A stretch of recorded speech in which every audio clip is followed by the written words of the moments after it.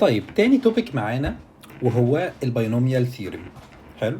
الباينوميال ثيورم زي ما احنا عارفين هي نظرية بنستخدمها في ان احنا لو عندنا براكت مرفوع لباور والباور ده موجود منه الباور ده كبير، فاحنا عشان نفكه عادة بتبقى الطريقة صعبة، لكن الثيوري دي سهلت لنا الطريقة اللي احنا نقدر نفك البراكت ده بيها. طيب خلينا نشوف، نبدأ السمري بتاعنا زي ما احنا اتفقنا ان السمري بتاعنا هيبقى عبارة عن ريفيجن. ايه اصلا الموضوع ده بيتكلم عن ايه، دي اول حاجة. وتاني حاجة هتبقى الرولز اللي احنا هنستخدمها عشان نحل المسائل بتاعت الباينوميال ثيورم كلها، نظرة سريعة كده او عامة على الرولز. وتالت حاجة هي سبوت ذا ميستيك، وزي ما احنا عارفين سبوت ذا ميستيك دي حاجة مهمة جدا. ليه؟ لان ده اللي هيمرني في الامتحان ازاي اسبوت الغلطة بتاعتي في المسألة لو انا غلطان فيه. تمام. طيب خلينا نخش في الموضوع على طول. احنا عندنا هريكاب بسرعه. احنا عندنا اسئله بدرجه، ودي المفروض في الامتحان تاخد منك حوالي دقيقه ونص. اسئله بدرجتين، دي المفروض تاخد منك حوالي في الامتحان دقيقتين ونص. اسئله ايسي بدرجتين برضو، ودي بتبقى طويله شويه فمحتاجه تاخد 4 دقائق. لو في اي سؤال من دول انت طولت عن الوقت اللي متوقع من السؤال، يفضل تسيبه وتخلص الامتحان وترجع له تاني. تمام. طيب نستفتح كده. الباينوميال ثيورم دي جايه في ايه؟ ان احنا في 3 توبكس اساسيين في الموضوع ده. ايه هما؟ اول حاجه الاكسبانشن، ان ازاي تعرف تعمل اكسبانشن للبراكت ده. والجنرال تيرم رول، يعني زي ما احنا عارفين الجنرال تيرم ده مهم جدا، انه ازاي اطلع اي تيرم من مفكوك او الاكسبانشن بتاع البراكت ده. وفي شويه سبيشال كيسز كده، ان مثلا الباور بتاع اكس بزيرو، او اللي هي يعني فري تيرم اوف اكس او تيرم فري اوف اكس، وهكذا. ده كيس من السبيشال كيسز. طيب تعالوا نبدا مع بعض. تعالوا نعمل ريفريش كده. الرول بتاعت الباينوميال ثيوري دي كانت بتقول ايه؟ الرول كانت بتقول بكل بساطه ان انت لو عندك براكت a بلس b المرفوع لباور n، عشان تاكسباند ال a بلس b كل باور n ده بتعمل حاجه، بتعمل summation. حلو. ليه الرول دي؟ بتاخد الترم الاولاني اللي هو الاي وترفعه الباور ان ماينس ار. يعني هو هيبقى الباور العالي بتاعه، او هيبدا اول ترم عندنا هو اللي الباور بتاعه عالي، لان ان دي ثابته اللي هي الباور بتاعنا ماينس ار. ار دي بالاخر بتقول لك هو انا في انهي ترم. حلو قوي. طيب والترم الثاني اللي هو بي بيبقى مرفوع لباور ار.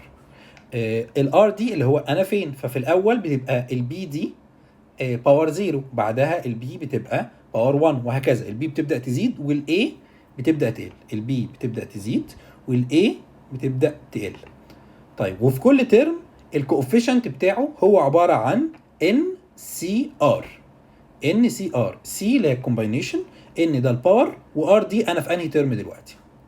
تمام. حلو قوي. طيب لو انت عايز ترم معين بعينه، الترم ده بنسميه ترم ار بلس 1. طيب ليه بنسميها ار بلس 1؟ لان الار في الثيري بتبدا بزيرو، بس احنا واحنا بنعد اي اعداد بنقول الترم الاولاني، ما بنقولش الترم الزيرو، لا احنا بنقول الترم الاول. فعشان كده بنبدا بالترم الاول اللي هي الترم الاول هتبقى ار بزيرو، يبقى تي 1، يبقى انا كده في الترم الاول. حلو. ودي نقطه تريكاه قوي، هنعرف بعدين هي بتاثر في ايه، ومن اشهر الغلطات اللي احنا بنقع فيها. طيب الترم اللي هو الرقم بتاعه ار بلس 1، يعني لو ار بزيرو يبقى الترم الاولاني هو ايكوال دي اللي هي الجنرال تيرم رول. لو انت عايز تطلع الجنرال تيرم رول، هي دي ان كومباينيشن ار مالتبلايد في ايه اللي هو الترم الاولاني عندي في البراكت. حلو. و باور، طبعا الترم الاولاني باور ان ماينس ار، وزي ما قلنا هو بيبدا الايه بباور عالي. العالي اللي هو ايه، الايه بتبدا بنفس الباور اللي بتاع المساله اللي هو ان، لان ان ماينس ار في اول ترم هتبقى ان ماينس 0 اللي هي ان. والبي باور ار بتبدا ان البي مش مختفيه اصلا، او الباور بتاعها يعني بزيرو. ليه بزيرو؟ عشان هي ده اول ترم عندنا، فالار هتبقى بزيرو، فساعتها البي باور 0 اي حاجه باور 0 ب1. تمام. فدي الجنرال رول. تمام. ده ريفريش سريع كده عن الباينوميال ثيوري. تعال نشوف بقى اهم الرولز اللي بنستخدمها في حل الباينوميال ثيوري. قبل ما نشوف باقي الرولز من الاخر، انا نفس الكلام اللي بقوله لك، انه الفكه بتاعه القوس ده بيبقى فيها 3 حاجات: كومباينيشن، ان سي ار، واي مرفوع الاس، وبي مرفوع الاس. الاس بتاع بي بتاع ايه او الباور بتاع ايه بينزل سوري، والباور بتاع بي بيطلع زي ما قلنا. حلو، يبقى بتاع ايه بينزل وبتاع بي بيطلع. تمام. الفول اكسبانشن، لو انا عايز الفول اكسبانشن هرايت كل الترمز. حلو، وعددهم بيبقى كام؟ عدد الترمز بيبقى n بلس 1، يعني بشوف الباور كام وبزود عليه واحد، ده بيبقى عدد الترمز. يعني انت لو عندك براكت باور 4 يبقى عدد الترمز عندك قد ايه؟ 5. طب لو عندك براكت حاجه باور 10 يبقى عدد الترمز بتوعك 11 بلس 1. تمام، يبقى دي فكره عدد الترمز. تمام، يوزنج الفورمولا اللي احنا شفناها. طيب الجنرال تيرم، لو انت عايز تيرم بعينه بتاخد الرول اللي احنا كتبناها بتاعه التي ار بلس 1 اللي هي ان سي ار اي باور ان ماينس ار في بي باور ار. طيب سبيشال كيسز مثلا زي ما قلنا التيرم فري اوف اكس، او كوفيشنت لباور معين لاكس مثلا، ففي الحاله دي او الميدل تيرم، وهنشوف الرول بتاعه الميدل تيرم بعدين. فدي شويه سبيشال كيسز وهنعرف ازاي نتعامل معاها دلوقتي. تمام. طيب الرول بورد بتاعتنا اللي فيها كل الرولز عموما سهله، هو عموما هي الثيوري هناخدها هي بس هناخد السبيشال كيسز كده ونفصصها. تمام، زي ما اتعودنا احنا عندنا هنا في رولز مكتوب عليها باس وفي رولز مكتوب عليها فول. المفروض الفول دي يعني الحاجات الصعبه او الحاجات اللي مش دارجه قوي، فمحتاج تعرفها عشان تجيب الفول مارك. ولكن في الباينوميال ثيوري تقريبا كل الرولز دي دارجه ومستخدمه. طيب تعالى ناخدها واحده واحده. الفول اكسبانشن زي ما قلناها من شويه، لو انا عندي ترمين بلس ان، حلو، الفول اكسبانشن بيبقى سميشن من ار لزيرو لحد الان، هنا ان، وبعمل الكومباينيشن بتاع ان كومباينيشن ار ملتبلايد في اي باور ان ماينس ار والبي باور ار. قلنا الباور بتاع اي بي ال والباور بتاع بي سوري بيزيد. تمام. طيب الجنرال تيرم رول زي ما قلناها ان سي ار ملتبلايد في اي ماينس اي باور ان ماينس ار في بي باور ار، والار بتاخد الفاليو من 0 لحد ان، جايه من اصلا من الفول اكسبانشن هنا.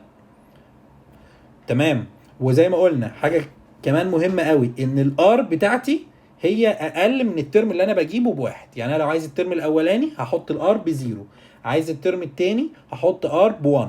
طيب لو انا طلعت ار في مساله بكام؟ طلعت ار مثلا ب5 او ب5، يبقى انا كده بطلع انهي ترم؟ يبقى كده انا في الترم نمبر 6. تمام. طيب الكومباينيشن احنا خدناها قبل كده، والكومباينيشن ان سي ار هي عباره عن ان فاكتوريال على ار فاكتوريال ملتبلايد في ان ماينس ار فاكتوريال. طبعا لو انت معاك الارقام تقدر تابلايها على الكالكوليتر على طول، ولكن محتاج تعرفها عشان لو هو جاب لك مساله وحاول يلعب على الكومباينيشن، بقى عندك هنا مثلا حاجه فاريبل، فازاي تقدر تحسبها او تفك الان سي ار دي. طيب حلو قوي. النمبر اوف تيرمز زي ما لسه كنا قايلين، لو انا عندي براكت a بلس b مرفوع لباور n، عدد نمبر اوف تيرمز n بلس 1، بشوف الباور وبزود عليه واحد. طيب حلو قوي. السبيسيفيك تيرمز بقى والسبيشال كيسز اللي احنا قلنا عليها. حلو، لو انت عايز الكوفيشنت بتاع x باور k دي اي حاجه، الكوفيشنت بتاع x سكويرد، الكوفيشنت بتاع x باور 5، الكوفيشنت بتاع وات ايفر. حلو، هجيب اول حاجه هجيبها، هجيب الجنرال تيرم. حلو، واجيب الاكسبوننت بتاع اكس او الباور اللي طلع لي في الجنرال تيرم، الباور بتاع اكس اللي طلع لي في الجنرال تيرم، وهساويه حلو بالكي اللي هو مديهاني. هو عايز مثلا كوفيشنت اكس باور 2، كوفيشنت اكس باور 3، اطلع الجنرال تيرم واساوي الباور او الاكسبوننت بتاع اكس هساويه بكي. الاكسبوننت بتاع اكس اللي طالع لي في الجنرال تيرم هساويه بكي، وبعدين هسولف فور ار، يعني هحاول اطلع الفاليو بتاعت ار من الايكويشن اللي هطلعها من ان انا اساوي الباور بتاع اكس بالكي. طيب الترم فري اوف اكس، حلو، الترم فري اوف اكس او الاكس باور 0 او الترم اللي ما فيهوش اكس، او سميها زي ما تسميها، ده من الاخر الترم اللي لو انت عندك اكس في الاقواس مكان A او B او موجوده في الاثنين، في ترم فيهم ممكن، مش بالضروره، ممكن يبقى فري اوف اكس. حلو. طيب بتاكد ازاي؟ نفس فكره coefficient of x باور k. هطلع الجنرال تيرم اللي هي تي ار بلس 1، هشوف الباور او الاكسبوننت بتاع اكس وهساويه ساعتها بالزيرو. هي دي السبيشال كيس، ان انا اساويه بزيرو بدل ما اساويه بكي، وهسولف فور ار برضو.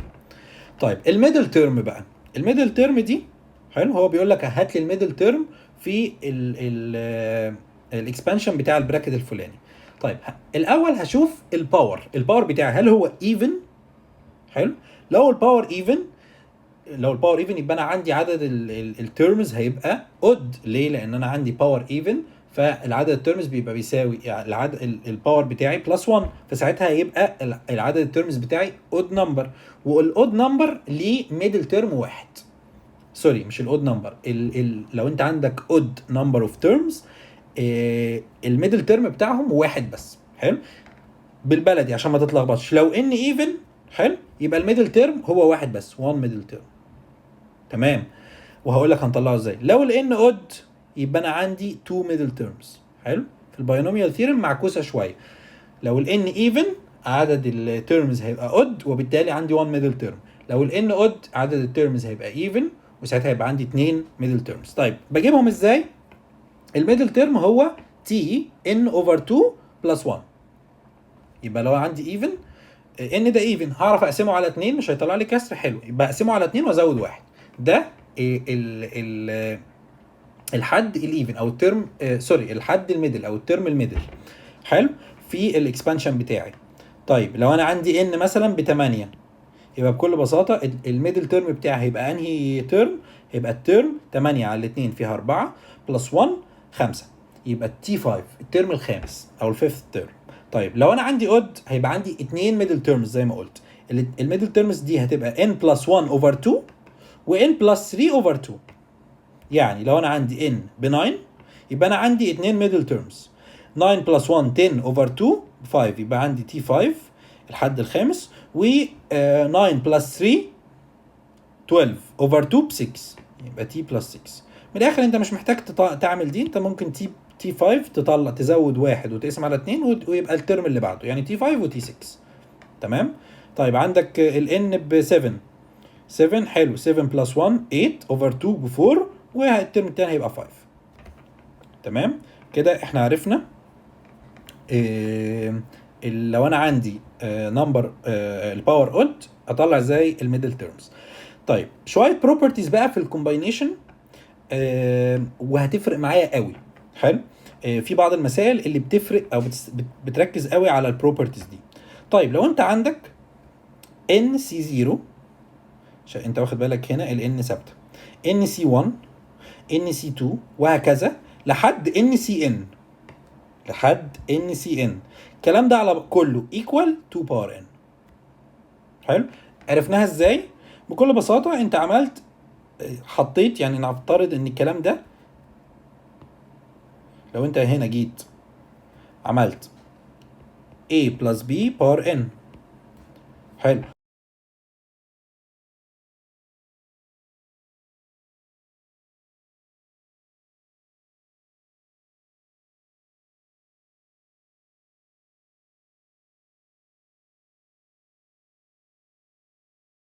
لان ده كام؟ ان سي 0 ده الترم الاولاني ملتبلايد في 1 باور ان ماينس ار اللي هي هتبقى ان. حلو، ملتبلايد في البي باور 0 اللي هي 1 باور 0. حلو، طبعا 1 باور اي حاجه، طبعا مش الانفينيتي، بس 1 باور اي حاجه هتطلع ب 1.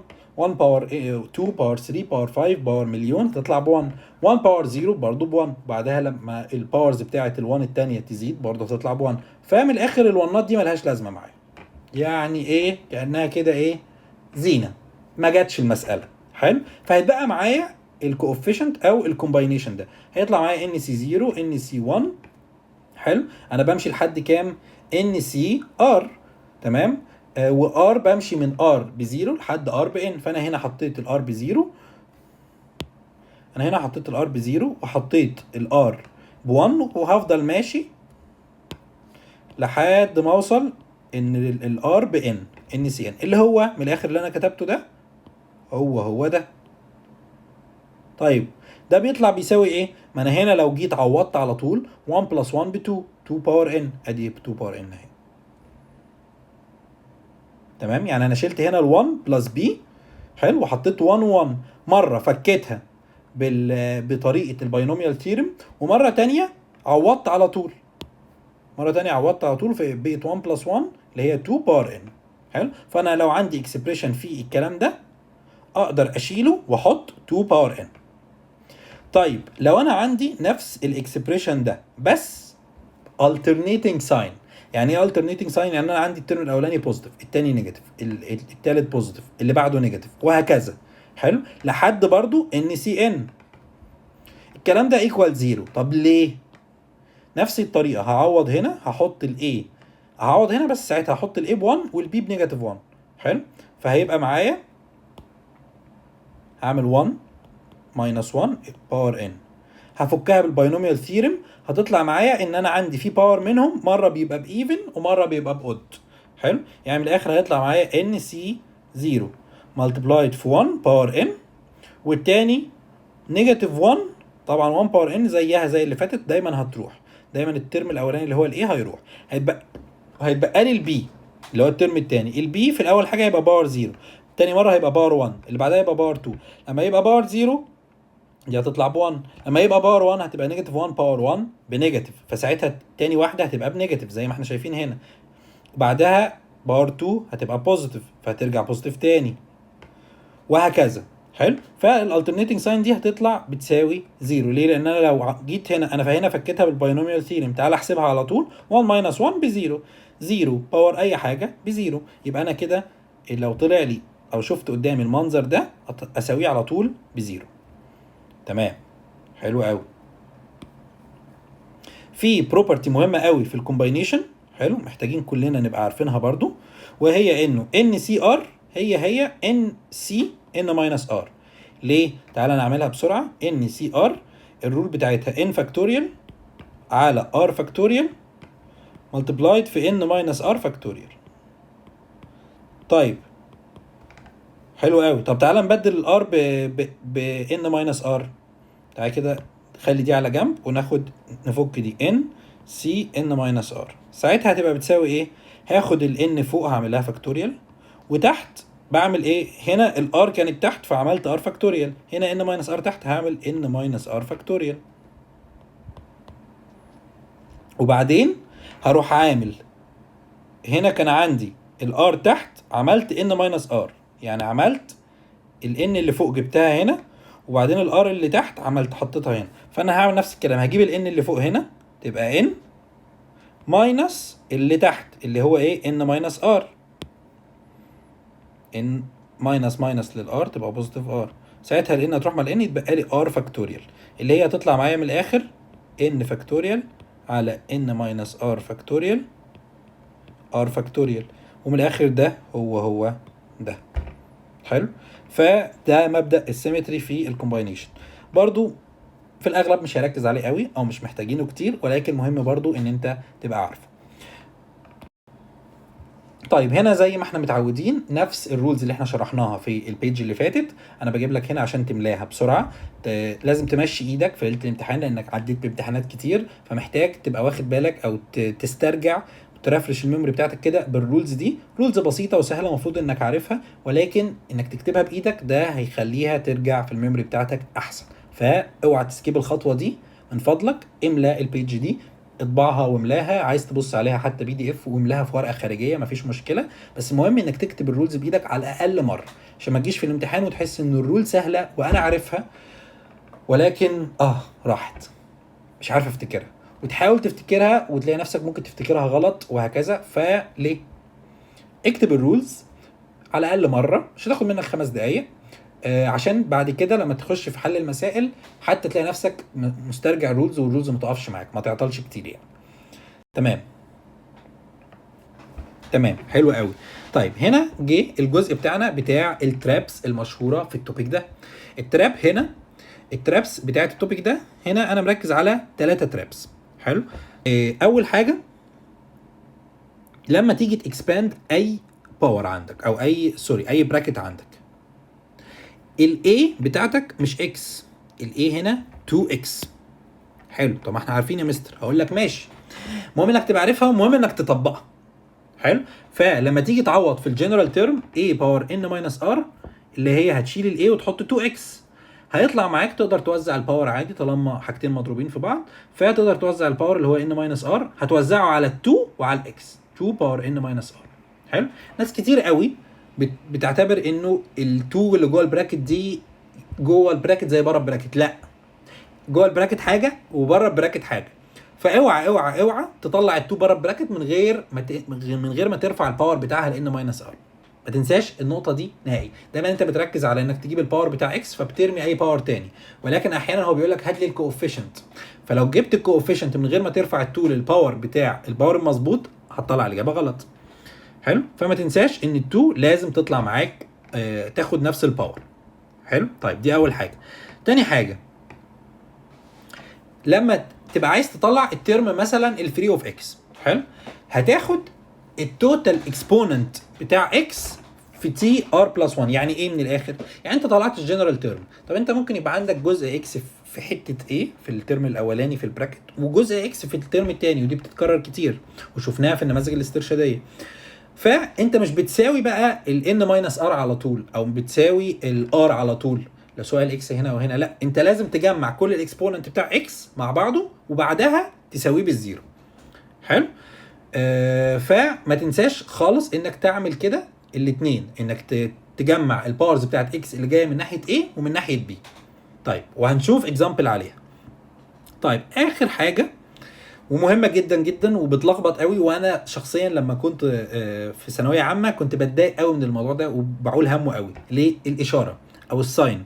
انت عندك مثلا في البراكت اللي هو 1 ماينس اكس، البي مش باكس، البي بالنيجاتيف اكس، وده معناها انها هتعمل لنا زي اللي احنا لسه شايفينها alternating ساين، مره بوزيتيف ومره نيجاتيف. حلو. فما تنساش ان النيجاتيف اكس كلها هي البي مش الاكس بس. يعني ما تنساش ان ترميش النيجاتيف وتقول ده الاكس هنا هي البي، لا، البي بتاعتك هي نيجاتيف اكس على بعض. حلو. فساعتها لما تيجي تفكها نيجاتيف اكس باور ار لان هي البي، ساعتها هتبقى نيجاتيف 1 باور ار واكس باور ار. برضو ما ننساش نوزع الباور على كل اللي جوه البراكت، نيجاتيف 1 باور ار واكس باور ار. وزي ما قلنا الساينز بيحصل لها alternating.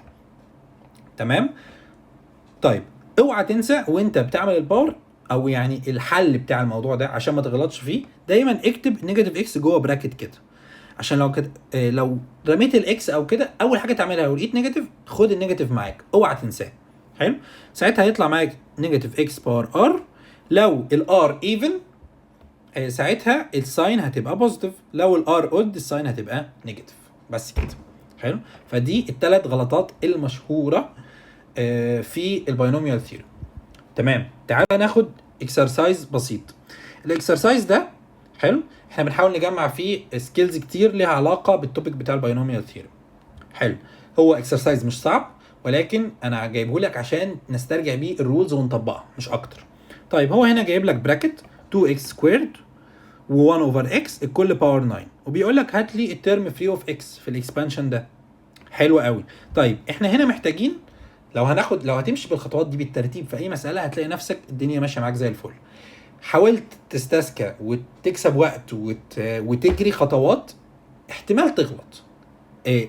انك تحاول تكسب وقت في الامتحان ده على فكره شيء مهم جدا، ولكن خليك عارف انك لو خطيت خطوات زياده احذر انك تغلط. حلو. ودايما علم على السؤال اللي انت حليته بسرعه ده وارجع له تاني في اخر الامتحان.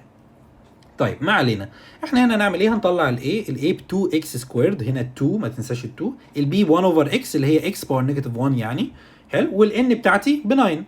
طيب هو عايز الترم فري اوف اكس، يبقى انا مش محتاج الاكسبانشن كله، انا عايز بس الجنرال تيرم. الجنرال تيرم بتاعي ان سي ار، ان ب 9 وار انا مش عارف الار ده وات ايفر انهي تيرم، ملتبلايد في a باور n ماينس r. الاي بتاعتي هي 2 اكس سكويرد ما انساش، والبي بتاعتي اكس باور نيجاتيف 1، فالاي اهي باور 9 ماينس ار، والبي هي مش اكس بس، او هي اكس باور نيجاتيف 1 او 1 اوفر اكس، خليها اكس باور نيجاتيف 1 عشان تبقى كل حاجه فوق والباورز بتاعتك مظبوطه.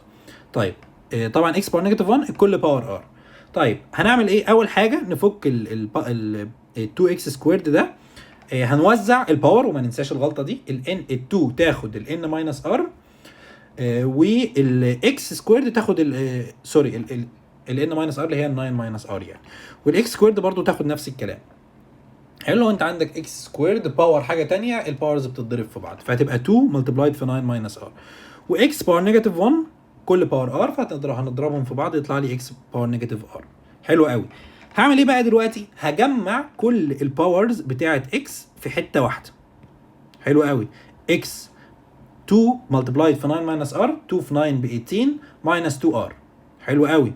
وعندي الناحيه الثانيه هنا اكس باور نيجاتيف ار، فهاخد النيجاتيف ار معايا، فهتبقى 18 ماينس 2 ار اللي هي جايه من الجزء الاولاني، وعندي ماينس ار هنا اللي هي جايه من الاكس الثانيه. حلو، فيطلع معايا 18 ماينس 3 ار. تمام. خلاص، هل في عندي اي اكسات تانية انا ما نسيت اجمعها؟ وده سؤال مهم جدا تساله لنفسك. هل عندي اكسات تانية نسيت اجمعها؟ لا، انا عندي هنا 9 سي ار، وعندي هنا 2 ما فيهاش اكس، يبقى انا عندي ادي الاكس اهو، وادي الباور بتاعه او الاكسبوننت بتاعه. حلو قوي. هعمل ايه؟ ترم فري اوف اكس، هاخد الاكسبوننت بتاع اكس وهساويه قلنا بزيرو بس، وده اللي انا عملته هنا. 18 ماينس 3 ار بزيرو، ساعتها الار ب 6. الار ب 6 يبقى انا في الترم رقم كام؟ الترم رقم 7. يبقى انا لو عايز اعرف، لو قال لك which term او الترم الكام، قول له T7 او الترم رقم 7 او السيفنث ترم. حلو، مش ترم رقم 6، لان الار دايما اقل من الترم بواحد. طيب، محتاج اتاكد بقى من حاجه، هل الار بتاعتي برضو ده تشيك مهم جدا، عشان زي ما قلنا مش كل البراكتس فيها ترم فري اوف اكس.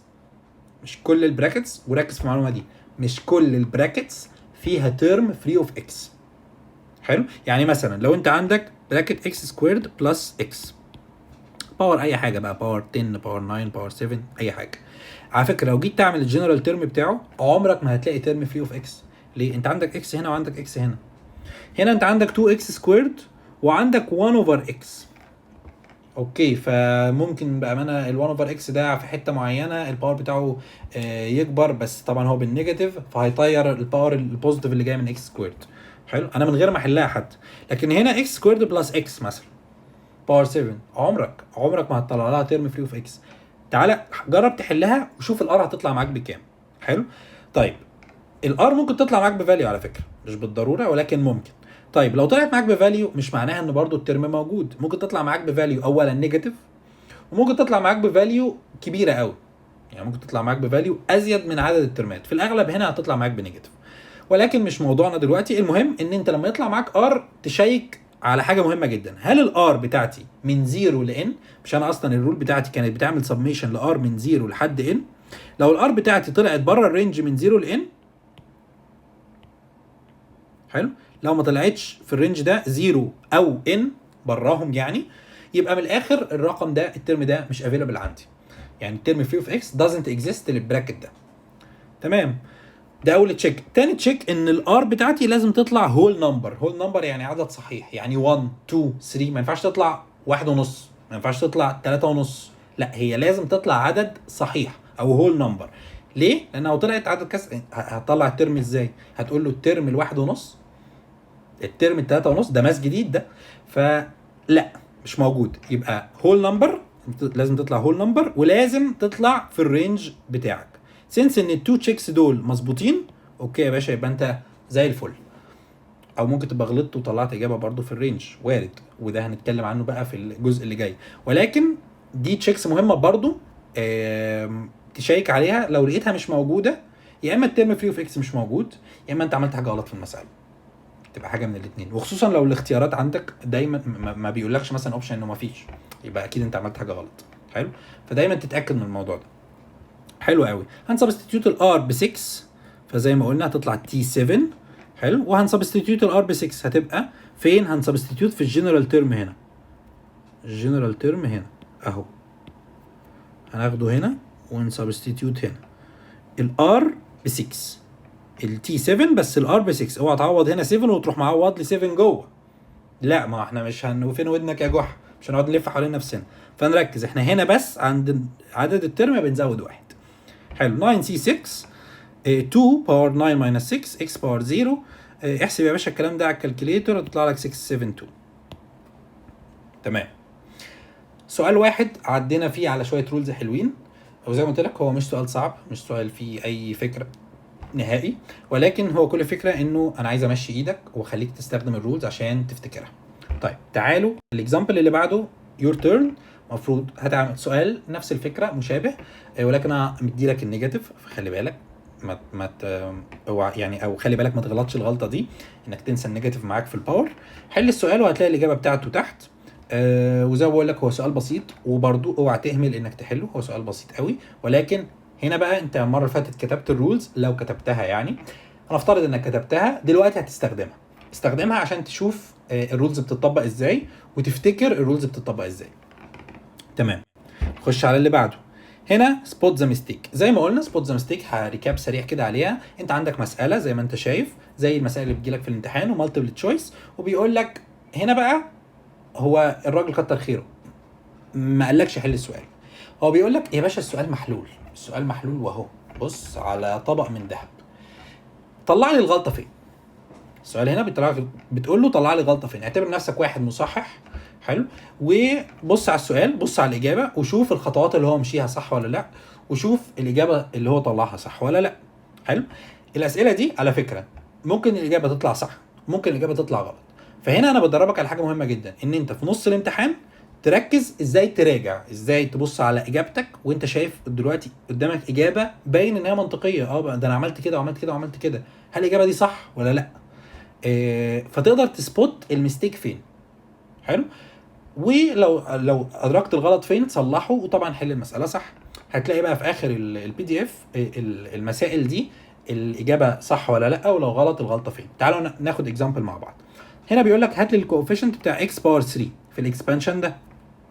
تعال انا مش هتعب نفسي واحل المساله، انا هنا هبص بس على الحل الموجود. طيب هو كتب الجنرال تيرم تي ار بلس 1 ايكوال 5 صح، الباور 5 سي تمام، ار تمام، وهنا تي ار بلس 1 تمام. اخد الاي اللي هي 2 اكس حلو، وعملها باور ان ماينس ار ان ب 5 تمام، والترم الثاني اللي هو 1 باور ار حلو. هو عايز الكوفيشنت بتاع اكس باور 3 حلو. عند اكس باور 3 هنساوي الباور بتاع اكس بكام؟ ب 3. 5 minus r equal 3 so r equal 2 تمام. r equal 2 حلو قوي. 5 minus r equal 3 ودينا الار الناحيه الثانيه نجيب ال 3 تطلع ب 2. جميل. الار ب 2 هعمل ال 2 تشيكس بتوعي، هل هو هول نمبر؟ ايوه 2 هول نمبر. هل هو في الرينج من 0 ل n اللي هي 5؟ ال 2 ما بين ال 0 وال 5، يبقى انا تمام زي الفل، يبقى الاجابه دي فاليد. اكمل تي 3 ما غلطش الراجل وما حطش تي 2، عملها تي 3 ايكوال 5 سي 2 تمام.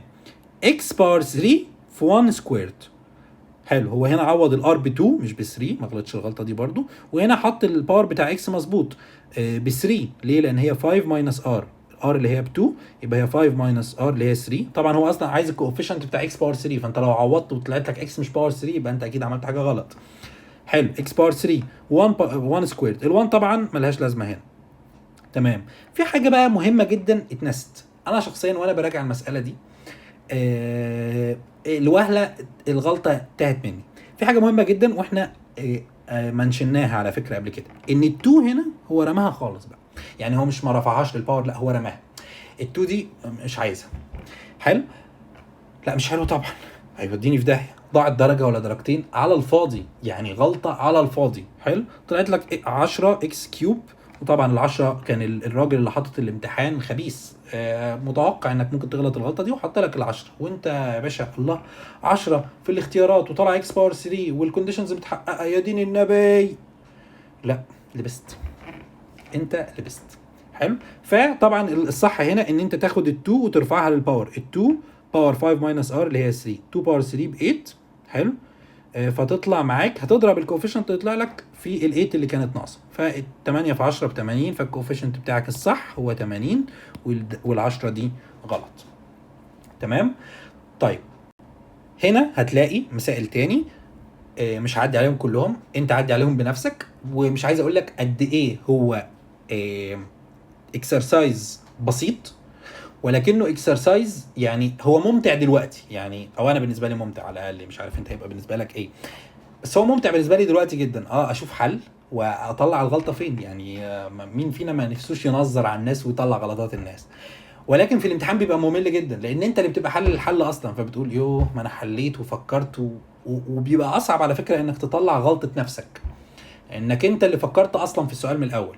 فعشان كده وانت بتراجع حاجه مهمه جدا تخلي بالك منها، انك حاول تنسى الطريقه اللي انت فكرت بيها. حاول تفكر في السؤال من الاول وجديد كانك اول مره تشوفه.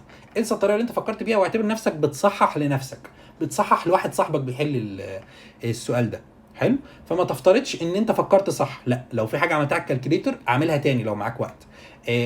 لو في خطوه اختصرتها يفضل انك ما تختصرهاش وتعملها، او تمشي نفس الستبس تاني حتى بمخك وانت بتقرا كده. حلو. وافتكر دايما الغلطات المشهوره اللي انا كنت بقول لك عليها. وطبعا كل طالب وليه الحاجات اللي هو بينساها، كل واحد ومخه متركب زي ما هو متركب بيقع في حاجات معينه. انا عارف نفسي في غلطات معينه بغلطها، فبركز على نفسي قوي في المسائل اني اراجع الحتت دي بالذات. حلو. انا جبت لك اشهر الترابس، ولكن انت مهم تعرف الترابس بتاعتك فين. شوف في كل مساله انت بتغلط في ايه وحاول تظبطه وحاول تراجع عليه يعني. تمام. ادي عندك بروبلم 2 3 4 5، مفيش احسن من كده. حلو. وهنا يا باشا انا بقول لك الاجابات والصح والغلط. اول واحده زي ما قلنا ادي ال80 اهي، هي الغلطه كانت هنا ان احنا نسينا ال2. تمام. تاني واحده كانت مساله صح ومحلوله صح ما فيهاش حاجه. الاثنين اللي بعدهم كان فيهم غلطات، واخر واحده كانت صح.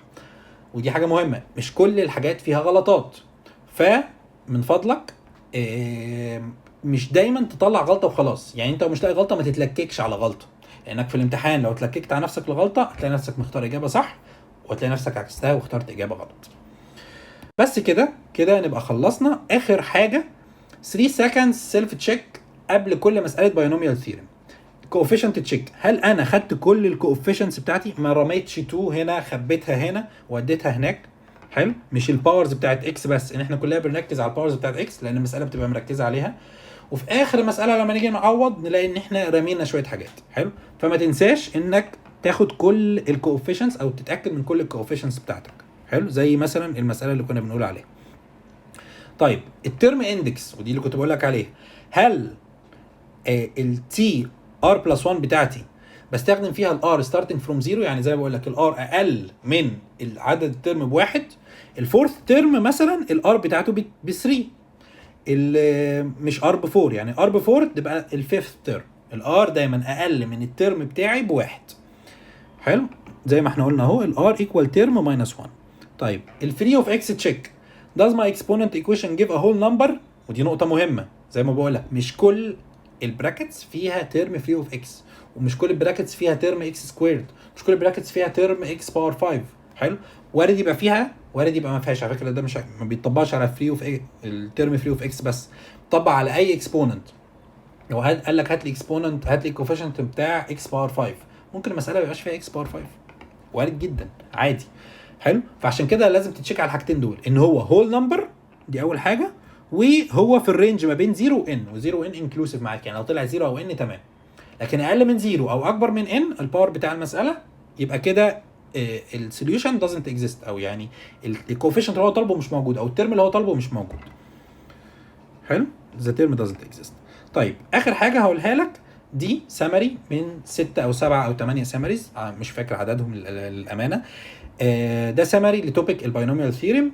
التوبيك السمريز دي كلها هتلاقيها كلها نازله على جروب التليجرام اللي انا حاطط لك الكيو ار كود بتاعه هنا، وكمان اللينك بتاعه هنا. حلو.